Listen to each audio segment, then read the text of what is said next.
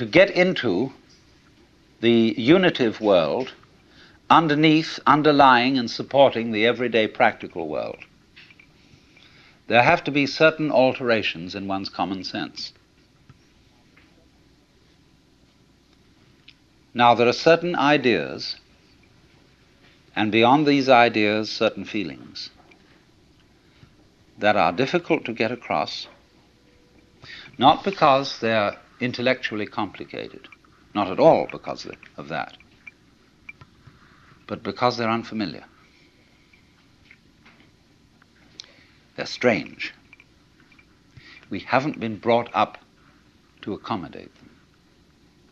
In exactly the same way that in past times, people knew that the planets were supported in the sky because they were embedded in spheres of crystal.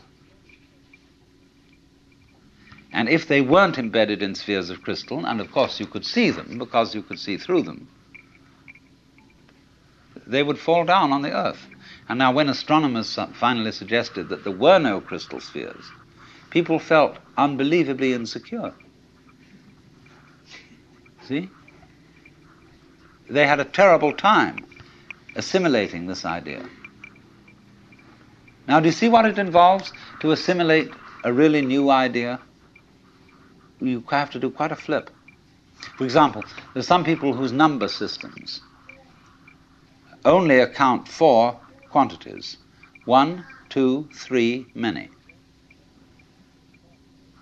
So they don't have any concept of 4 corners to a table. See, a table has many corners. And a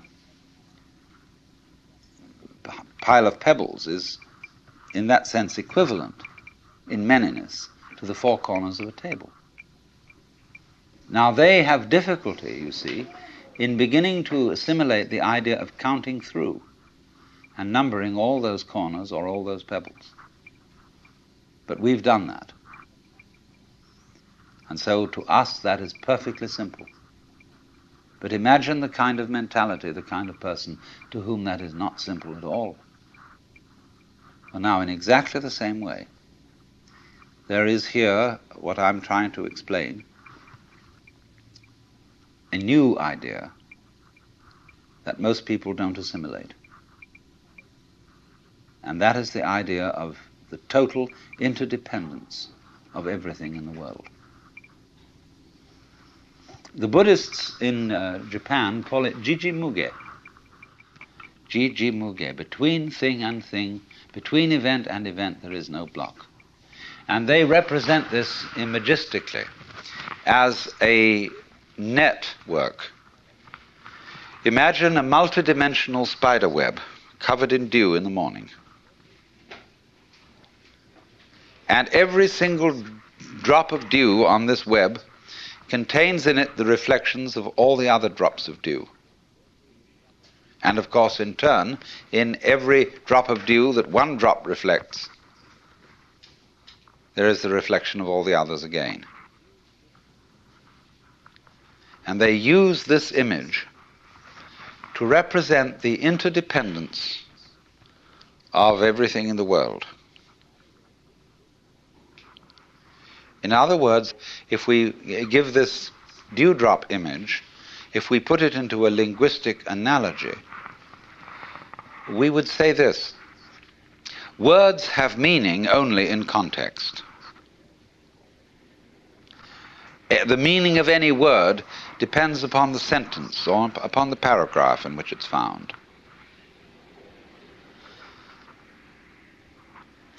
So that if I say, this tree has no bark, that's one thing.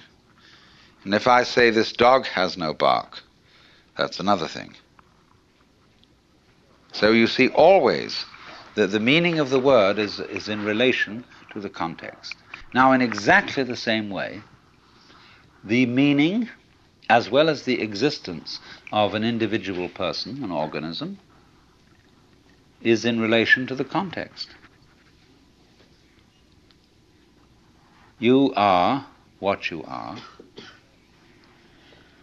sitting here at this moment in your particular kind of clothes, and with the particular colors of your faces and your particular personalities, your family involvements, your business involvements, your neuroses and your everything.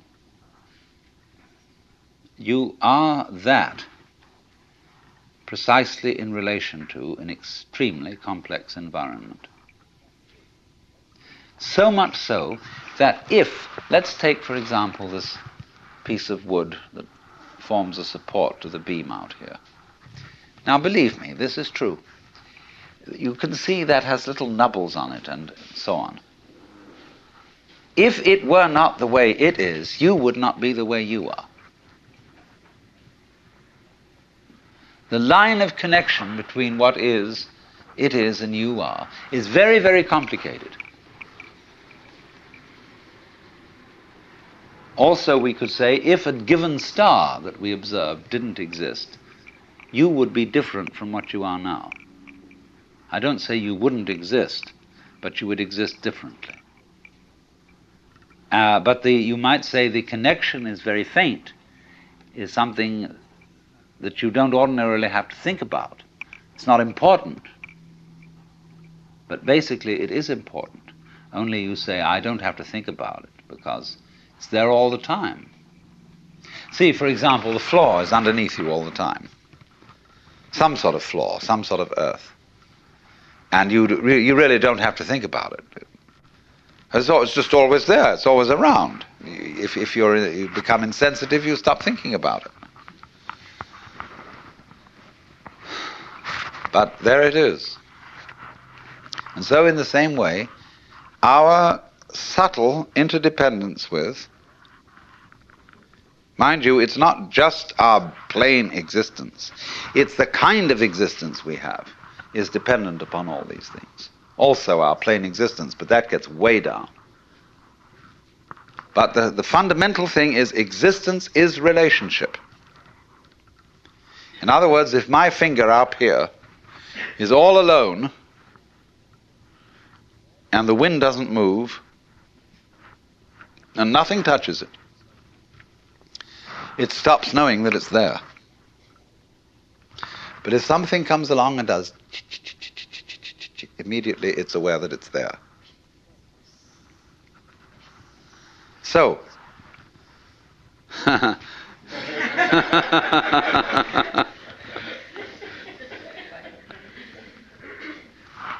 you see, it takes two.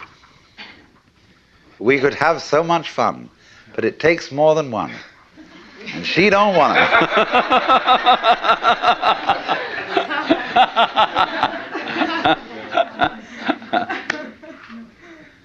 But in this way, you see, what we call duality, you can see, can't you, how duality is fundamental. It takes two. But